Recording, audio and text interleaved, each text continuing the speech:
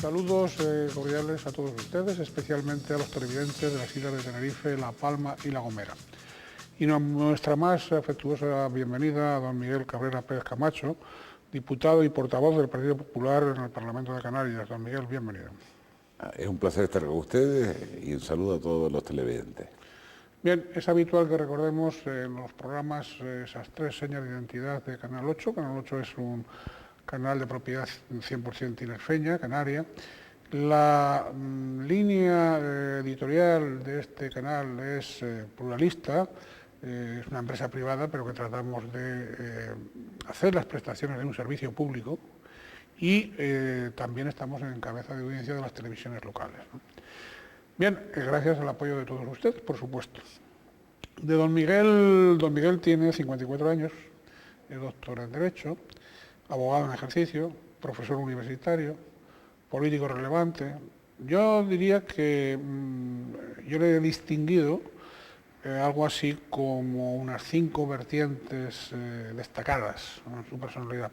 Cada una de esas sería una entrevista, por lo tanto, vamos a hacer un esfuerzo, y no exagero, vamos a hacer un esfuerzo, digamos, tanto él, en su capacidad de síntesis, lo cual no quiere decir que conteste con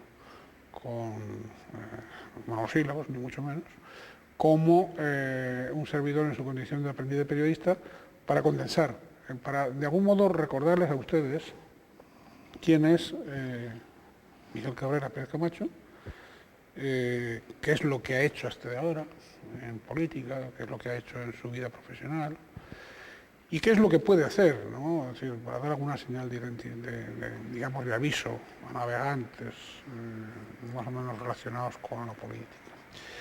Yo decía 5 vertientes, pues por un lado estaría la vertiente de inspección, él es inspector, ya hablaremos ahora de qué, que es de economía y de hacienda por un lado, y etcétera.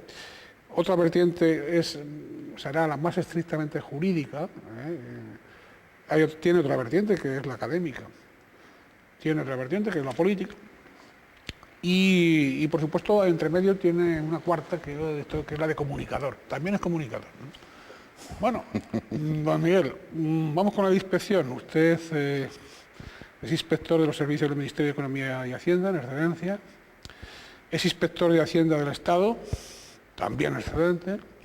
Yo quería preguntarle, entonces ese tipo de posiciones que deben ser, según lo oído y escuchado, posiciones duras, no rentables, o son rentables, han sido rentables para el esfuerzo que a usted se le ha pedido, o para usted han sido esfuerzos bien invertidos para sus propias actividades profesionales y políticas. Bueno, pues yo a eso respondería que hoy cada vez es menos rentable ser funcionario. En su tiempo lo fue. Lo fue porque, bueno, pues estabas 2 o 3 años estudiando en un cuartucho, por lo general en Madrid, durante 9 horas al día, descansabas un día por semana y te jugabas todo en 3 exámenes, 1 escrito y 2 orales, ante un tribunal, y si fallabas en eso ya todo el esfuerzo se iba por tierra. Pero era algo importante, ya por así decirlo, empezabas la vida profesional con 26 años o 27, pero ya con el grado de general, y entonces pues era un desafío, y que sabías que en todo caso ya estuvieras toda tu vida de inspector o por el contrario estuvieras unos años, pues siempre ibas a sacar utilidad. Si estabas de inspector porque te gustaba, pues podías ya decir, bueno, pues el esfuerzo está hecho ya hasta que me jubile. Si por el contrario, como era mi caso, yo pensaba que me gustaba más la política, bueno, pues era un esfuerzo importante. Formativamente hablando, era muy buena.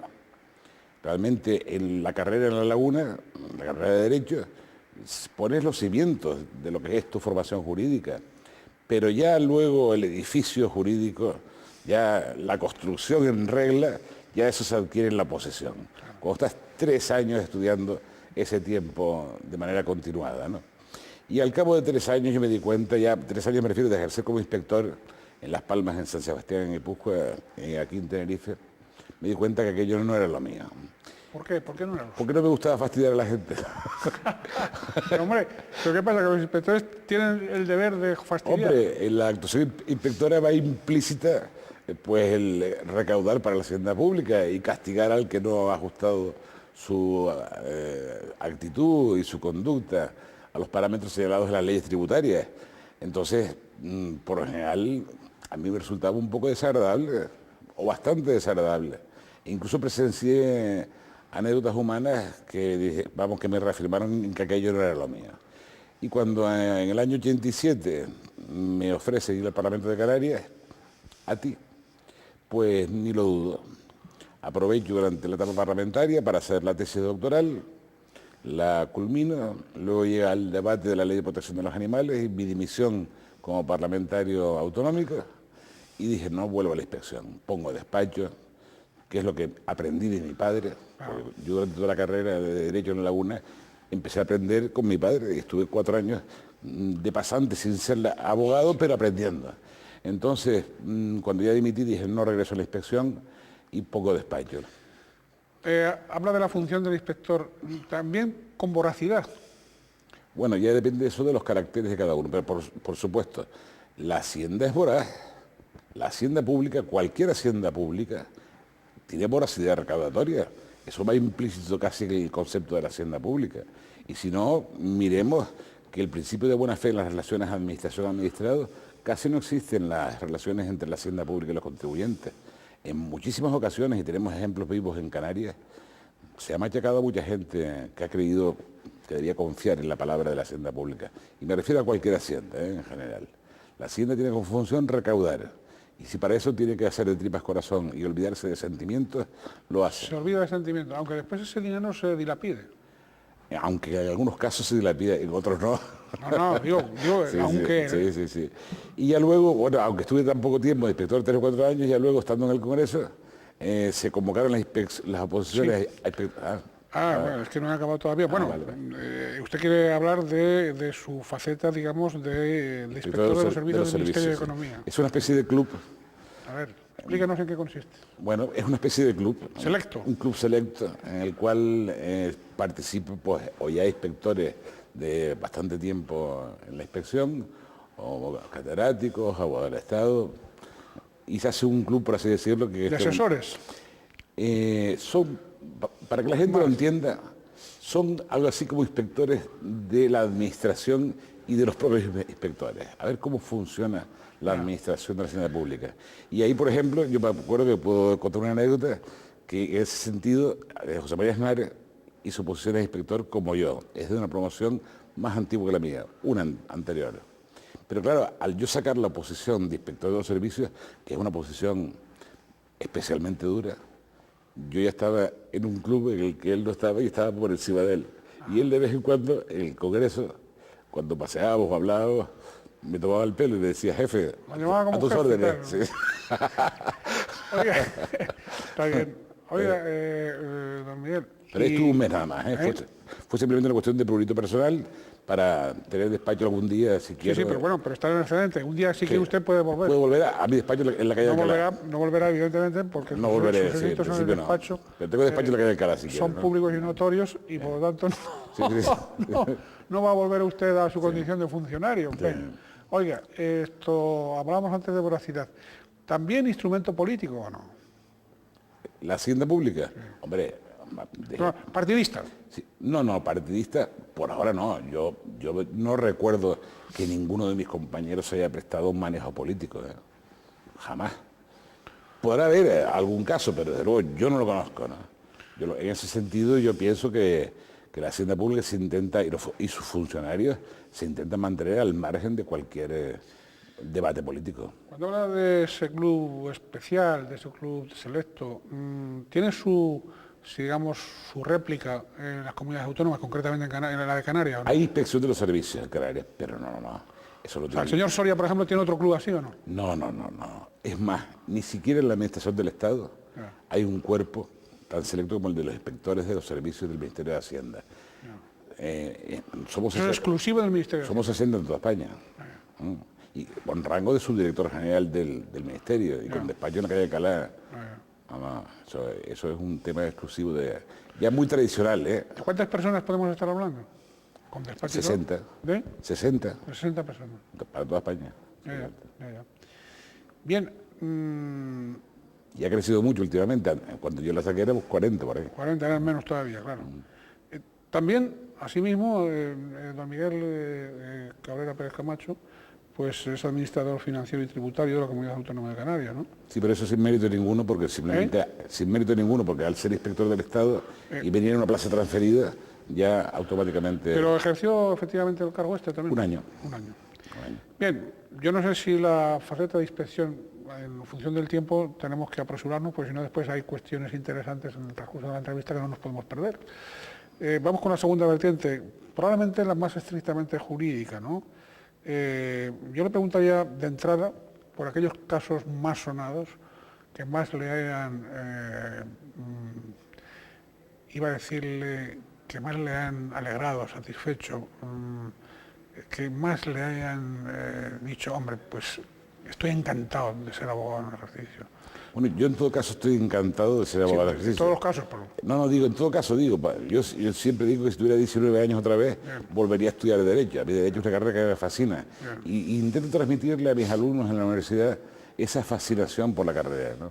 Si tuviera que ser casos particulares, bueno, pues 2 o 3 casos que humanamente me han hecho muy feliz, han sido casos en los cuales mis clientes se encontraban ante injusticias patentes, acosados bien por otras personas, bien por otras administraciones, porque hoy la administración, no lo olvidemos, se ha convertido casi en un adversario del ciudadano. Y ese es el gran peligro. No de un servidor del ciudadano. No. La administración hoy es un pulpo cuyos tentáculos, intentan atenazar al ciudadano, aunque éste no se dé cuenta. Y eso es lo que intenta mitigar la directiva Bolkestein, evitar las trabas, evitar que el particular que quiere montar un proyecto se vea, rebasado por trámites administrativos, inspecciones, licencias, burocracia, aburrimientos. Entonces, vamos a ver si con la directiva Bolkestein, que entra en vigor ya desde el 1 de enero de 2010, todas las administraciones públicas, la autonómica, la estatal, la local, obedecen a esa directiva que emana de Bruselas e intentan facilitar las cosas a los ciudadanos, que para eso están las administraciones, no están para entorpecer, para intentar convertirse en un martirio de los ciudadanos, sino para ayudarles.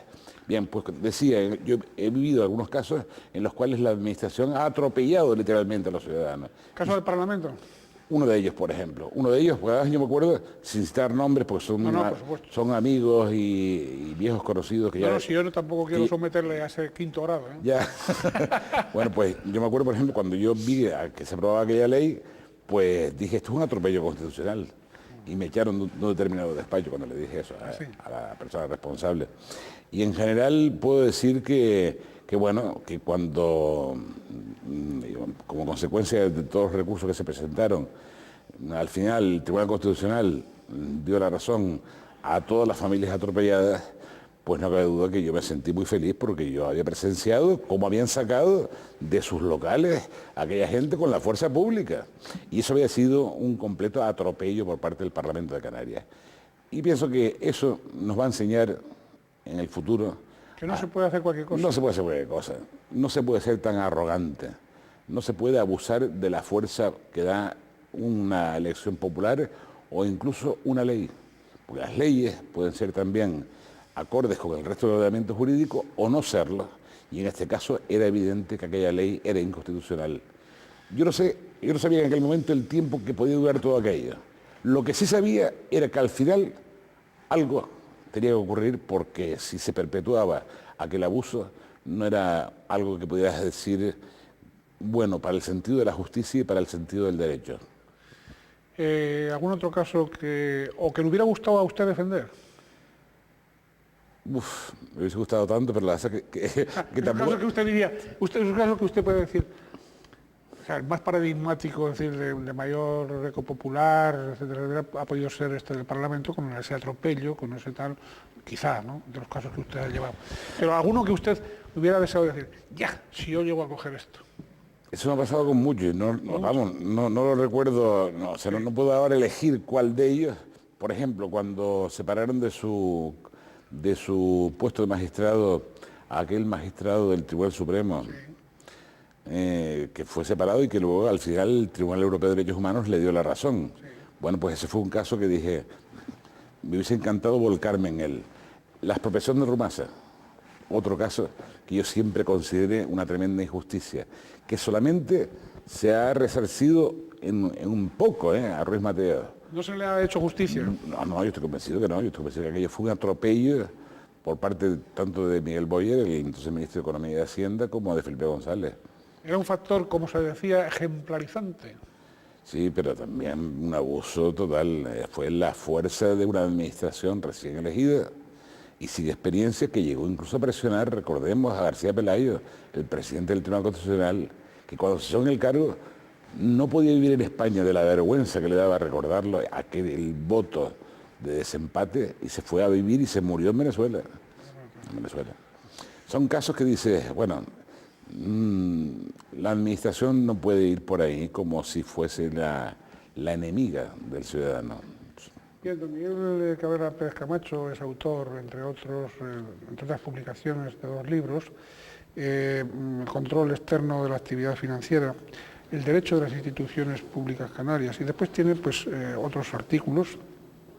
Es académico correspondiente de la Real Academia Española de Jurisprudencia y Legislación, es primer premio de estudios jurídicos del Colegio de Abogados de Santa Cruz de Tenerife, etc. ¿Qué es lo que usted dice en ese volumen del derecho de las instituciones públicas de Canarias? Sí. Ese libro tiene una historia curiosa, porque yo no pensaba escribir ningún libro sobre eso, ¿Sí? pero en un momento dado, en los años 87 por ahí, 87, 88, mi mujer se puso a hacer oposiciones y me dijo, mira, me tengo que estudiar todos estos temas y no hay ningún libro escrito sobre derecho de Canarias. Yo vi el temario, según el programa que tenía, y dije, bueno, pues yo te los preparo los temas, y empecé a prepararlos. Y cuando acabé de prepararlos me di cuenta que ya tenía un libro escrito. Pero a que su esposa se examinara, ¿no? Y sacó la posesión. ¿Publicó el libro después? Después. No antes. No, antes, después. Claro. Sí. Y bueno, pues fue un manual para auxiliar a los alumnos, a los opositores. Esa era la idea. Yo, sinceramente, le tengo que reconocer que de todas las cosas que he hecho en mi vida, la que más me ha causado placer es la universidad. Es decir, esa es otra vertiente, la académica que venía ahora. La académica, pero como está conectada a los libros... Sí, adelante sea. Claro, pues decirlo, o sea, yo he estado en algunas etapas en el Parlamento de Canarias, en otras en el Parlamento Nacional, y bueno, pues son siempre buenos recuerdos. Muchas de ellas son etapas que cuando ya llevas 4 o 5 años ya te cansas y se acabó. Y en el despacho también he sido muy feliz como abogado. Pero si hay algo bonito es formar juristas. Hay que decir a este respecto que el profesor Cabrera Pérez Camacho es profesor titular de Derecho Financiero y Tributario de la Universidad de La Laguna. También es miembro del Consejo Social.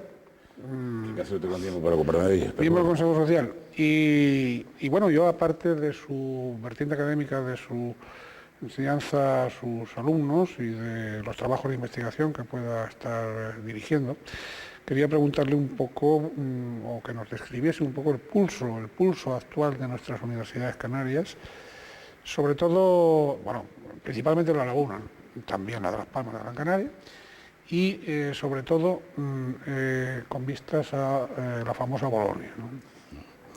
Hombre, estamos en una etapa de transición, evidentemente. Transición en cuanto a la formación académica, en cuanto a la universitaria. Está cambiando todo muy rápidamente.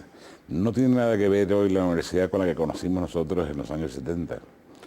O sea, no sé si se recordará aquella aventura de Julio Pérez, el ministro aquel que quiso que el curso empezara en enero. El calendario juliano. El calendario juliano. Explica un poco en qué consistía el calendario juliano, por favor. Bueno, pues que empezaba el curso en enero, después de los Reyes, y acababa para octubre o para noviembre más o menos. Claro. Una transformación además sin sentido alguno que cogía a todo el mundo a traspiés. Yo me acuerdo que aquellos 3 meses que estuvimos sin clases los dediqué a perfeccionar el inglés y a aprender mecanografía, y así pude ayudar a mi padre 5 años en el despacho. Porque claro, de repente dice, bueno, no, las vacaciones no acaban, tienes vacaciones hasta enero. Y fue una locura, un disparate tremendo. Eran los últimos años ya del régimen de Franco. Sí, sí, sí. Y entonces, bueno, pues aquello fue una gran movida.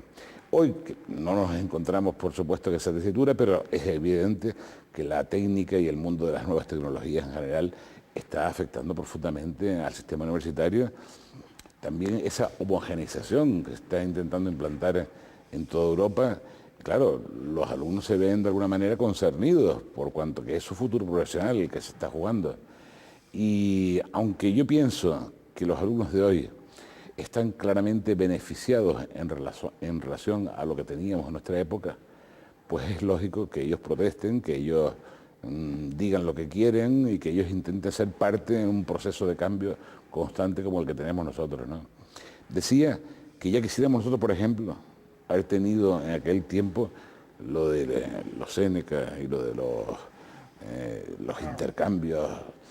Vamos, a mí me parece maravilloso que un alumno pueda hacer un curso cualquiera de la carrera de Derecho o de Ciencia de la Información, como es tu caso, o como es su caso, cualquier otra, en Múnich, en Berlín, en Bolonia. Bueno, eso es algo fantástico. Entonces yo pienso que ellos no son conscientes realmente de que la evolución en el 90% de los casos ha ido para mejor. Que por supuesto, que es perfectible, sin duda alguna. Hay algunos cambios y para eso está en un consejo social, ¿no? Para sensibilizar. Sí, pero me queda tan poco tiempo que ya muchas veces, incluso he comunicado al grupo, que vamos, que busquemos una persona que tenga más tiempo para dedicarle al consejo social, pues realmente no me queda tiempo. Lo digo porque hay algunas innovaciones con respecto a Bolonia que están bien, están más o menos planteadas, algunas, otras en los estudios de grado y tal tienen sus problemas, algunos de ellos. Lo que es un poco incoherente es plantear a veces mejoras, novedades muy revolucionarias a coste cero. Entonces, vamos a ver. Eso es un poco, ¿cómo le iba a decir? Pues como el nombramiento antes del calendario juliano, ¿no? Es decir, que por cierto, si me lo permite, quiero hacer un paréntesis. Hay una anécdota histórica sobre el nombramiento de aquel ministro. Ya el general Franco estaba en sus últimos años, efectivamente, porque él antes de firmar un nombramiento, y nada menos que de ministro, ¿no? Se supone que analizaba hasta la sangre de los nombrados, lógicamente, por sentido de responsabilidad. Pero aquel pues fue un gol que le metió a alguien, ¿eh? Y porque el nombre y apellidos... Era Julio Rodríguez. Julio Rodríguez. Julio Rodríguez, que antes dije yo, pero Julio Rodríguez. Julio Rodríguez. Julio Rodríguez. Julio Rodríguez. Que alguien le metió ese nombre y el nombre y era una confusión de nombres. Entonces era otra persona la que iba a ser nombrada ministra. Entonces le cayó a este señor, que a la sazón me parece que estaba de excursión en algún país de Iberoamérica y tal, le avisaron que era tal, de poco le dio el soponcio de nombrarlo ministro, y después los pocos meses, también lo tuvo muy pocos meses. Ahora que se habla tan mal de Franco, tengo que decir que Franco no aceptaba, incluso en su última etapa, en casos de estos, digamos, de disparate, no los mantenía mucho tiempo. No. Estuvo además poco tiempo por la razón de que mataron a Carrero Blanco, entonces cambió todo el ministerio, cambió todo el gabinete. Por supuesto. Claro, o sea, él fue nombrado a principios del año 73. Y ya luego Carrero Blanco moriría en el atentado aquel muy pocos meses después, ¿no? Pero bien, volvemos a Bolonia y volvemos al coste cero. Es decir, lo cual una de dos. O se ha estado haciendo muy mal, sí, o no se ha hecho tan mal, y si se quiere mejorar, algo habrá que aportar. Digo yo, no sé. Sí, estamos completamente de acuerdo. Completamente de acuerdo. No puede ser o sea, la revolución se trae a sus hijos, decía el clásico. En consecuencia, si hay una revolución en materia estudiantil, pues podría ocurrir que eso tuviera un coste y además más importante el que podemos prever ahora. Don Miguel, el otro libro, El control externo de la actividad financiera, eso creo que es un libro más técnico. Esa fue la tesis doctoral. Ajá. Esa fue la tesis que además... ¿Quién se la dirigió? Juan Miguel de la Cuetra, y tuve un tribunal que siempre me acordaré porque ya algunos no están. Por ejemplo, Gumersindo Trujillo, que presidía el tribunal, porque era un tema mixto de derecho constitucional, financiero y administrativo. Entonces falta Gumersindo, que Dios lo tenga en su gloria, del que tengo el mejor recuerdo. Y luego estaban también Ferreiro Paco Clavijo y dos personas venidas de la península, 5 en total. Bien, tesis doctoral, ¿de qué habla ahí en esa tesis? De cómo controlar el dinero público por tribunales externos a la administración. Efectivamente es un tema técnico, un tema para tesis doctoral, ¿no? ¿En España eso sucede o no? ¿Es factible? Bueno, es más, tenemos tribunales externos incluso en las comunidades autónomas. Aquí tenemos a la Audiencia de Cuentas de Canarias que ejerce esa función y de vez en cuando le mete un varapalo al Ejecutivo. No hacen caso como es su deber. Bueno, pero está bien que de vez en cuando se diga, oye, no se está gastando bien o no se está gastando con las debidas garantías. Y eso lo hace el Tribunal de Cuentas a nivel nacional y los tribunales autonómicos a nivel autonómico. Pero sin embargo, solamente tienen lo que se conoce como jurisdicción contable, porque ya lo que es el enjuiciamiento contable, el enjuiciamiento de responsabilidades, eso solamente lo lleva para toda España el Tribunal de Cuentas. Mire, vamos con la cuarta vertiente, muy breve esta, la de comunicador, porque si no se nos viene el tiempo y no vamos a hablar de la política. Como símbolo de la capacidad de comunicador de don Miguel Cabrera Pérez Camacho, tengo que decir, como símbolo, de que ha sido miembro del Consejo de Administración de la Radio Televisión Canaria. Desde dentro, ¿cómo veía usted el funcionamiento de esa televisión, de ese ente? Bueno, tenía una mezcla de sensaciones, porque por un lado veía una buena gestión, que era Jorge Betancourt, entonces el que dirigía la Televisión Canaria, y era un hombre que ponía empeño y hacía las cosas bien, pero me preocupaba el incremento del gasto que veía presupuesto tras presupuesto, y eso me sigue preocupando ahora. No cabe duda que no es de las más caras. La televisión autonómica en este momento es la segunda o la tercera más barata en presupuesto de todas las televisiones autonómicas. Y yo pienso que eso es un mérito de Willy Rodríguez, de Guillermo Rodríguez, que se llama Guillermo Rodríguez, ¿no? Guillermo García Ballena. Bien, pues es un mérito de él. ¿Por qué? Porque conseguir con el segundo o tercer presupuesto de todas las televisiones autonómicas el nivel de audiencia que está consiguiendo, pues algo dice en su favor. En todo caso, yo siempre digo, y lo dije en el Parlamento y lo sigo diciendo, porque yo no me desdigo por ser portavoz ahora, lo he dicho antes, que todas las televisiones autonómicas de cualquier autonomía hay siempre que intentar que no se conviertan en un monstruo de 7 cabezas, ¿no?, en cuanto al gasto público. Y más en época de crisis. ¿Qué pasó? Y ahora ya entraremos en serio, en política, pero antes de entrar en serio, ¿qué pasó con esos versos? ¿Usted quiso ser comunicador, quiso impactar o quiso tener una entrada de impacto? ¿O qué pasó ahí? No. Yo lo que quise en aquel momento fue dos cosas. Gastar una broma, que no fue entendida como tal. O sea, fue entendida como una falta de respeto y yo no quise hacer una falta de respeto, quise hacer una broma. Quien lo conozca usted sabe que usted no va por la vida así. Incapaz de intentar ofender a nadie. Bien, entonces fue una mezcla de una voluntad de gastar una broma y también de demostrar... ¿De fastidiar o no? Sí, de fastidiar, por supuesto, porque claro, a la oposición siempre hay que fastidiarla. Claro. Si ellos quieren fastidiar a nosotros tengo que fastidiarlo a ellos, ¿no? Claro. Pero también de demostrar que ya en prosa estaba todo dicho. El caso Teveto se había discutido ya 2 o 3 veces anteriormente en prosa y se había acreditado varias veces que los propios tribunales han señalado que la responsabilidad de todo el caso Teveto había partido de 2 resoluciones socialistas de la Consejería de Industria Socialista de enero del 93. Y como ya todo eso se había explicado en prosa, y se había enseñado las sentencias también en prosa, y ya no había nada más que añadir a todo lo dicho, ya lo que quise fue un poco vacilar, un poco gastar una broma. Pero claro, cuando yo vi que el efecto había sido de causar una ofensa, sobre la marcha pedí perdón. Y en aquel momento ese perdón no me fue aceptado. Y lo pedí otra vez, por segunda vez, y en el Pleno, delante de todo el mundo, sin que nadie me hubiese pedido que me disculpase. Y por segunda vez me fue rechazado el perdón. Y ya con el tiempo, ya es una anécdota pasada, ya con el tiempo la afectada me saludó y eso para mí está pasado y yo pienso que para ella también. ¿Saluda y tal? Sí, por supuesto. Se saludan. Le costó mucho, pero ya no saludarlo. ¿Pueden tomar café juntos? Pues sí, sí, yo pienso que sí. O una agüita, una tila. Yo pienso que no hay ningún problema ya. No. Bien, hablamos de 5... Además, yo es que pienso que el Parlamento debe reflejar un poco también lo que la gente de la calle hace y piensa. Y ¿qué es eso de que el Parlamento es demasiado solemne como para que no gastemos bromas? Pues no, en el Parlamento se gastan bromas, al igual que se gastan en la calle. Y si no, la gente se aburre de nosotras. Y dice que tostón esas sesiones parlamentarias en las que no ocurre nada.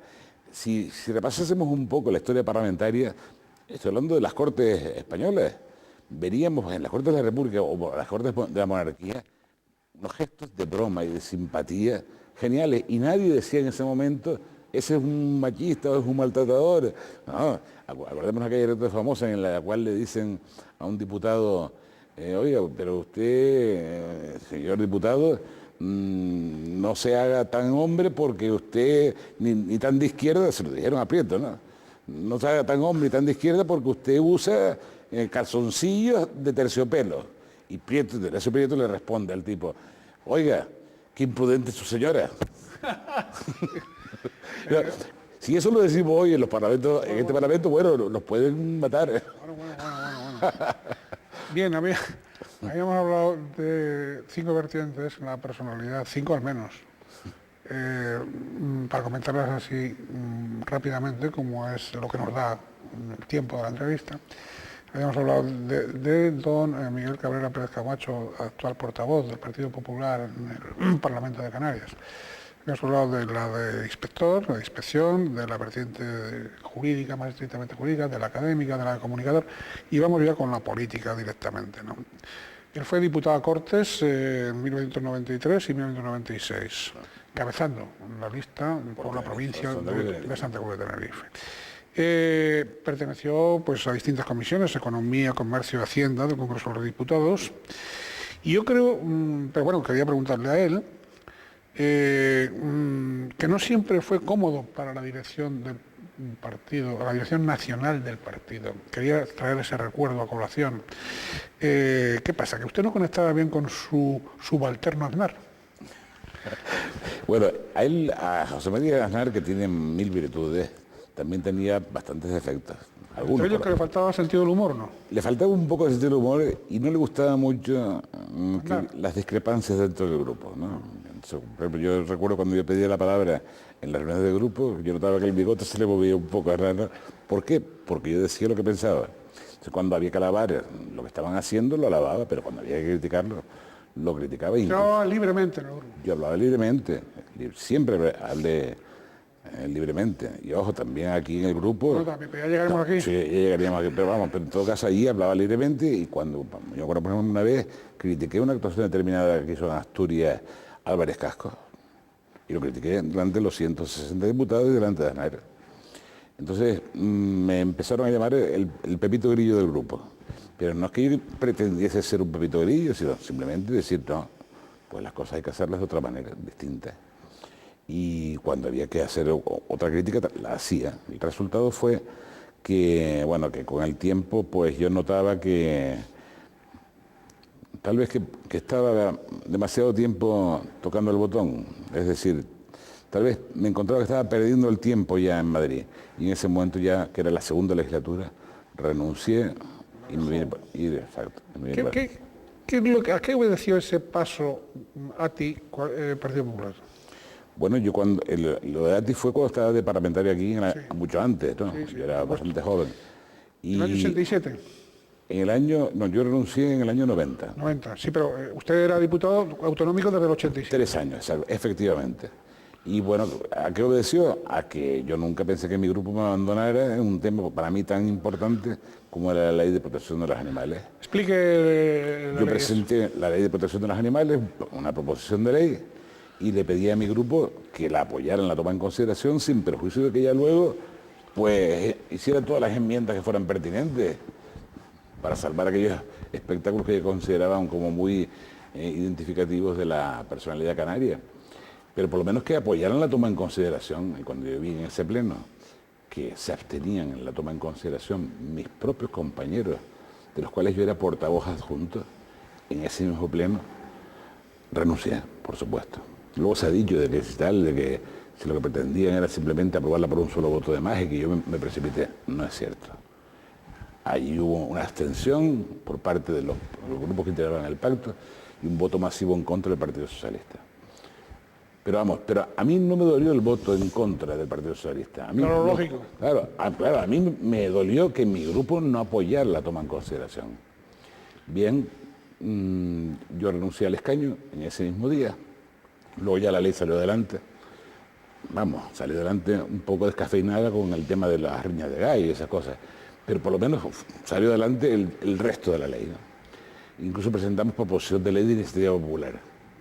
Pero yo ya 2 meses después me di de baja Nati y además me fui amargo de la política. O sea, yo dije, pero bueno, tremenda cochinada es esto.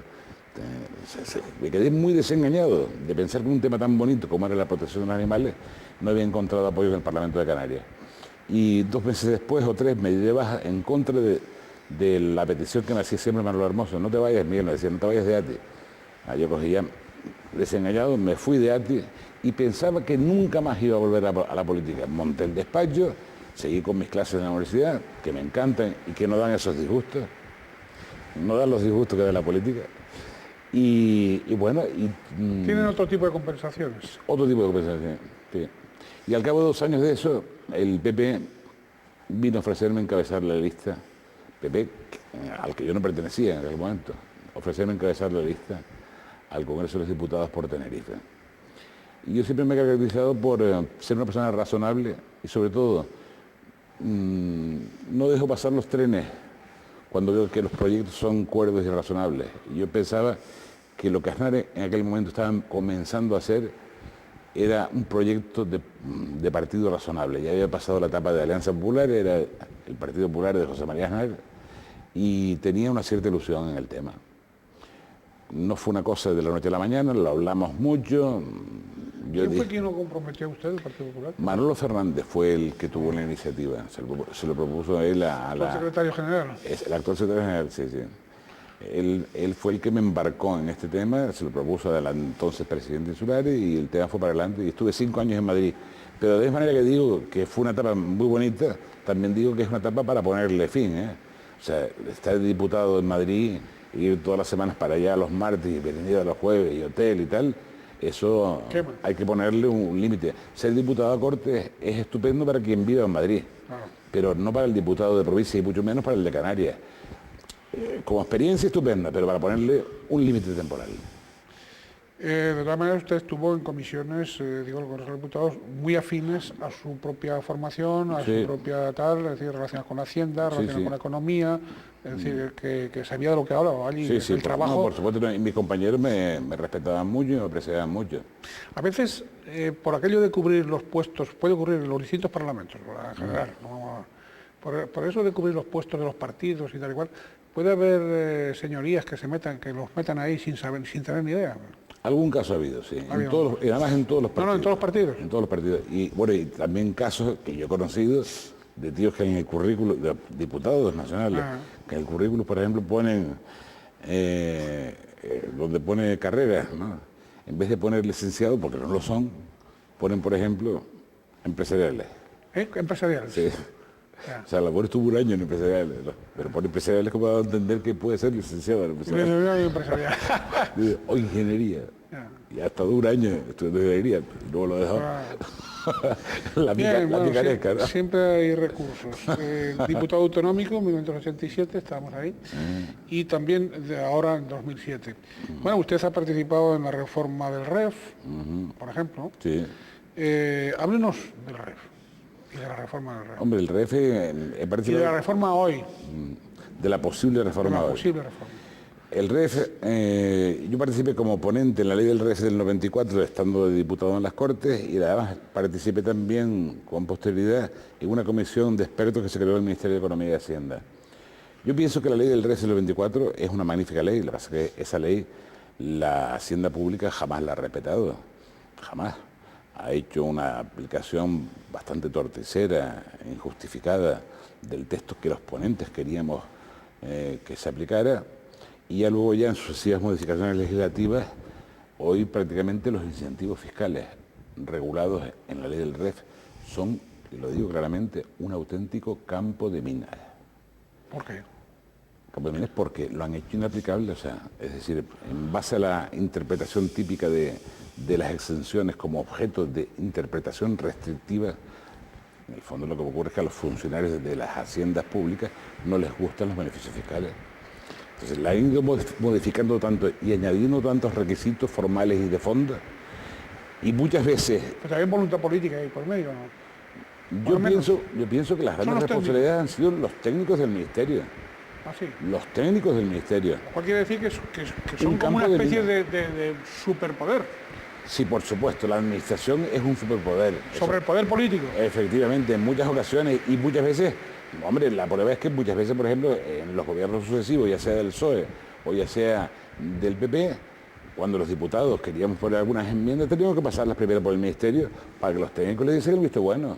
¿Ah, sí? Sí, sí, y eso ocurre con gobiernos de derecha y de izquierda, da lo mismo.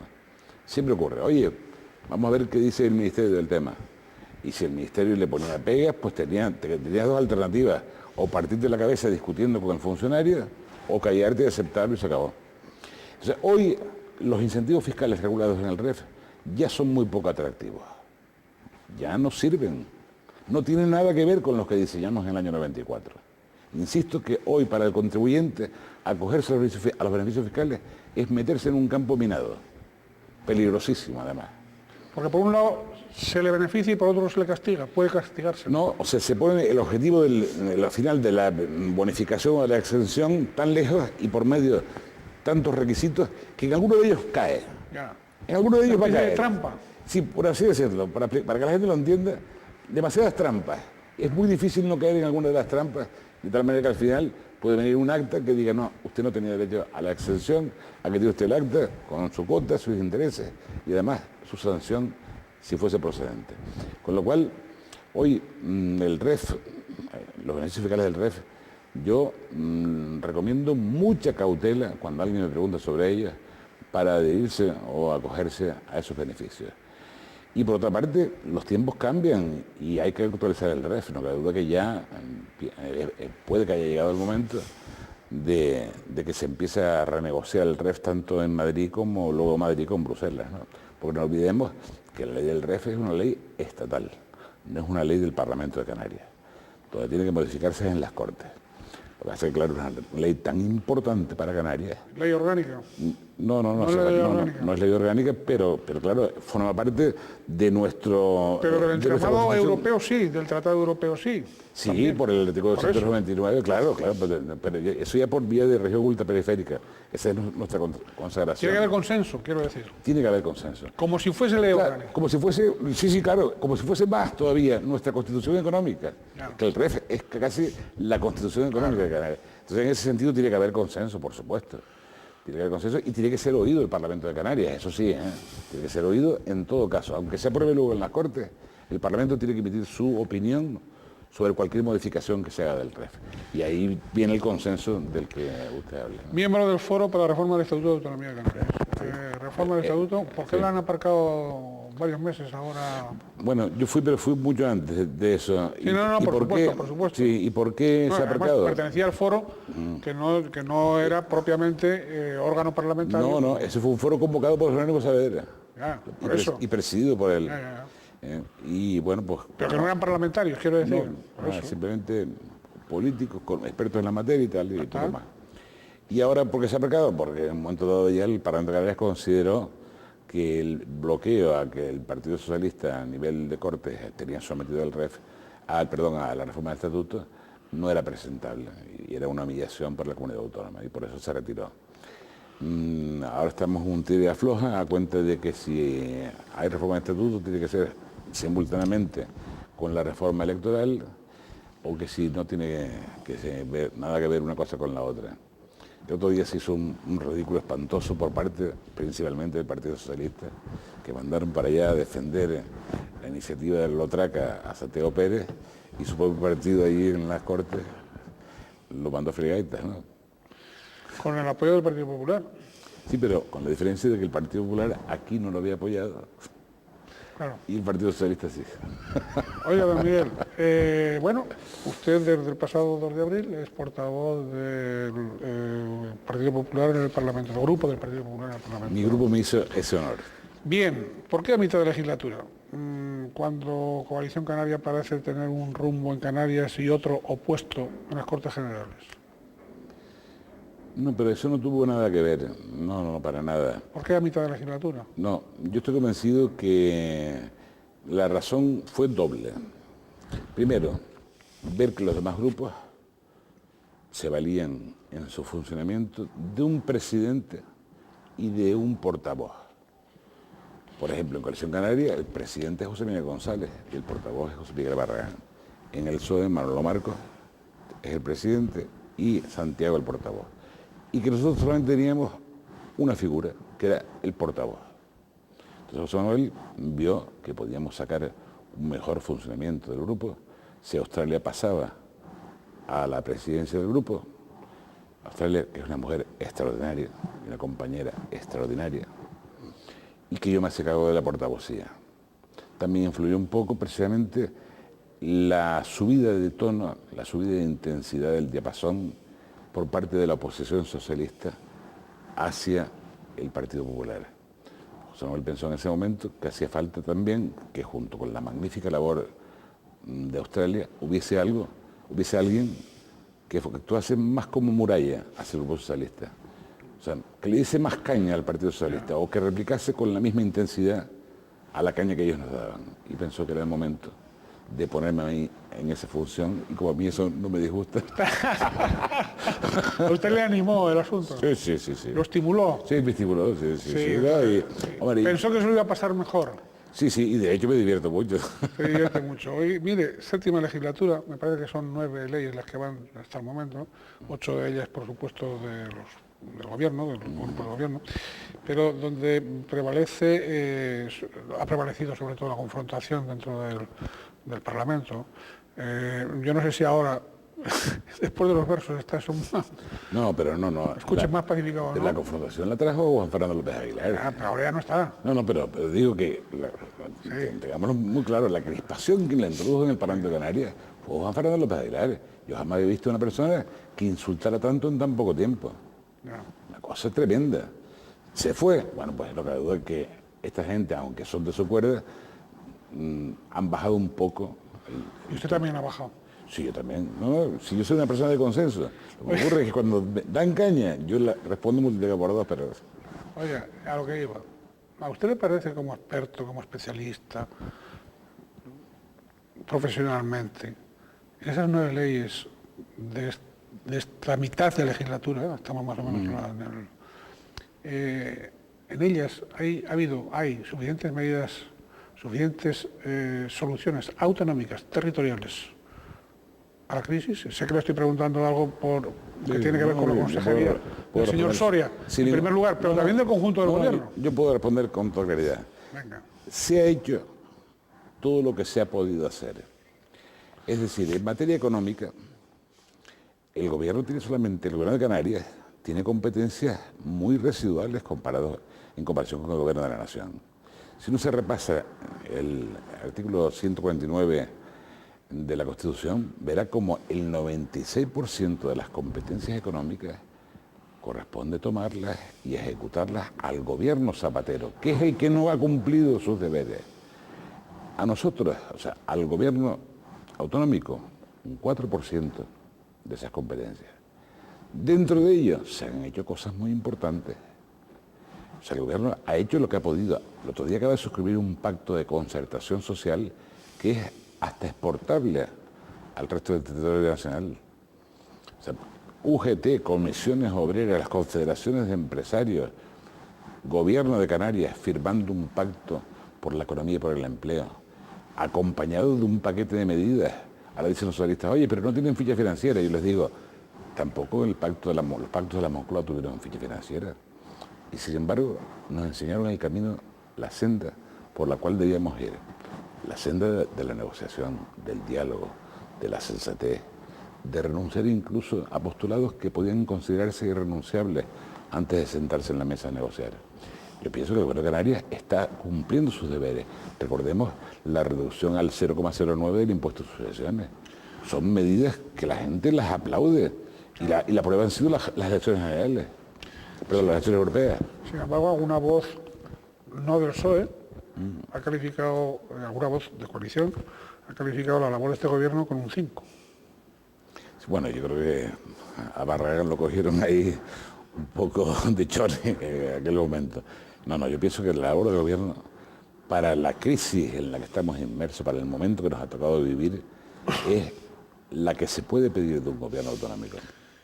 Don Miguel, ¿qué opina con lo que está pasando en el Ayuntamiento de Santa Cruz con respecto al Partido Popular? Porque hay observadores que reiteran, sin ser del Partido Socialista, de que lo que ha habido por parte del alcalde ha sido una ruptura del pacto, lisa y llanamente, con el Partido Popular. No, en modo alguno, una ruptura no. Lo que ocurre es ¿Se le que parece? No. Ha habido simplemente un reflejo de una aproximación, la aproximación a las elecciones locales de 2011. 2011. Sí, claro. ¿Preparando ya la campaña? Es decir, en Coalición Canaria Local hay cierto, no vamos a llamarlo miedo, vamos a llamar respeto hacia una persona que trabaja duro, que está a las 8 de la mañana en el ayuntamiento, hasta las 11 de la noche, que es muy conocido en todos los barrios, y esa persona se llama Ángel Llanos. Y entonces el Comité Local de Coalición Canaria, pues lo que ha pedido es que se le restrinjan poderes a este señor, porque saben que si no ocurría así en el 2011, tal vez doblábamos en voto, o por lo menos nosotros podíamos llegar a sacar mucho más votos que la persona que va a suceder a Miguel Cerolo en la candidatura de Coalición Canaria, que en principio está previsto que sea José Manuel Bermúdez. Y en el Puerto de la Cruz, esa intervención que se ha dicho que ha hecho el presidente del Gobierno Autónomo, don Paulino Rivera, para que ustedes junto con Coalición vuelvan a ganar votos de censura y todo eso, ¿usted le parece correcto? Bueno, yo la intervención no la conozco. A mí me extrañaría un poco ver a Paulino en esos menesteres, ¿no? ¿En esos menesteres? Me extrañaría un poco, pero en todo caso, no me consta que la haya hecho. El Puerto de la Cruz es un ayuntamiento conflictivo al máximo, eso es evidente. Oiga, muy breve porque ya el tiempo se nos ha ido. Elecciones europeas, claro. ¿Qué se le gusta a usted? ¿Qué puedo decir? Pues nada, pues un éxito para el Partido Popular, éxito esperado en toda España, pero todavía un éxito que nos hace mucho más feliz en las dos provincias canarias, es decir, en las dos provincias a las que pertenecía el candidato socialista, por nacimiento y por origen político, que le ha demostrado a Juan Fernando que con crispación y con el abuso de las fuerzas del Estado no se ganan unas elecciones. Las elecciones hay que ganarlas convenciendo a los ciudadanos. Y las elecciones europeas han demostrado, primero, que ya la gente no está creyendo en Zapatero. La gente ya se siente engañada por el gobierno socialista de la nación. Y a nivel canario y a nivel nacional, que el Partido Popular está rompiendo el ciclo socialista. Es el comienzo, tal vez, de una nueva etapa, o el anuncio de esa nueva etapa. ¿Pero usted saludará a la reconciliación española con Estados Unidos a través del señor Obama? Sí, el acontecimiento planetario, ¿no? No, digo, saludará eso. Sí. Sí, me hizo mucha gracia, ¿no? Esa señora que tiene un apellido tan simpático, la señora Pajín, sí, porque decía lo de las circunstancias, nada, eso fue un disparate.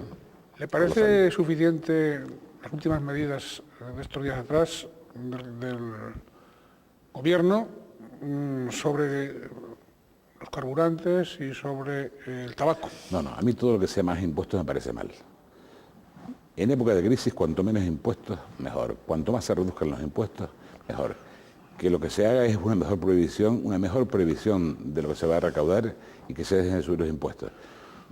Nunca es bueno, parto yo como liberal que soy, subir la imposición, pero mucho menos en época de crisis. Se nos ha ido el tiempo, don Miguel. Pues, ¿Usted quiere agregar algo? Nada, que ha sido un placer estar aquí con don Ricardo Cirón y con Canal 8.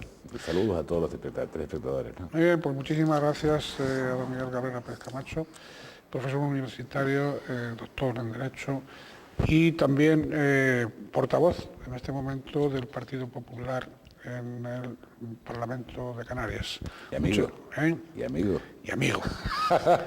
Muchas gracias por estar aquí. Muchas gracias. Les deseamos, igual que a todos ustedes, con la misma intensidad, que sea feliz. Igualmente. Ustedes que sean felices en la medida de lo posible siempre.